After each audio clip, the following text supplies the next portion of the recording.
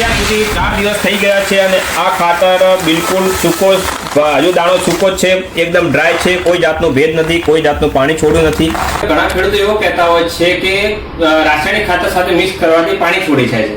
તો આપણે અત્યારે એક એસએસપી ખાતર આવે છે, રાસાયણિક ખાતર કેમિકલ વાળું, એ અત્યારે લાવ્યું છે અને એક બાજુમાં આપણે પૃથ્વીનું ખાતર છે.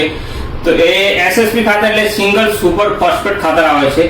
તો એ અત્યારે બે ખાતર આપણે મિક્સ કરવાથી કેવું પરિણામ મળે છે, શું રિઝલ્ટ આવે છે, પાણી છોડે છે કે નથી છોડતું, તો આપણે આજે મિક્સ કરી અને એને 2 દિવસ પડી રાખીશું અને 2 દિવસ પછી તમને હું બતાવીશું કે કેટલું પાણી છોડે છે કે નથી છોડતું. તો 4 to 6 days later.